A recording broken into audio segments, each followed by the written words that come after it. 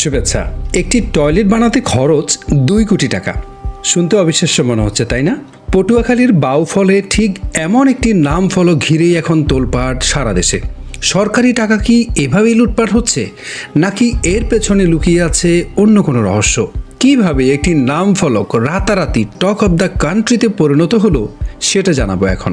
দর্শক, পটুয়াখালীর বাউফল উপজেলার সূর্যমণি ইউনিয়নের রামনগর গ্রামে সম্প্রতি একটি টয়লেট নির্মাণ করা হয়। মুসল্লিদের ব্যবহারের জন্য স্থানীয় একটি মসজিদের পাশে সরকারি অর্থায়নে এটি তৈরি করে এলজিইডি।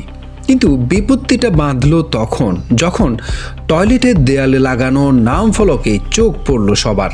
সেখানে লেখা ছিল এই টয়লেটের নির্মাণ ব্যয় 1,99,99,093 টাকা। বিষয়টি নজরে আসতেই স্থানীয় কিছু যুবক এর ভিডিও করে সোশ্যাল মিডিয়ায় ছড়িয়ে দেয়। মুহূর্তেই এটি ভাইরাল হয়ে যায় এবং মানুষ ক্ষোভে ফেটে পড়ে।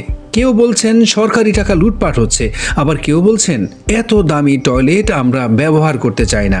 এমনকি মসজিদ কমিটির সভাপতি আব্দুল করিম হাওলাদারও বিস্ময় প্রকাশ করে বলেছেন তারাও জানতেন না টয়লেট তৈরিতে এত টাকা খরচ হয়েছে।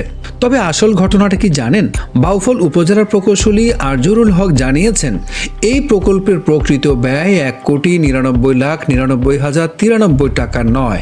এর প্রকৃত ব্যয় হল 1,99,999 টাকা 93 পয়সা।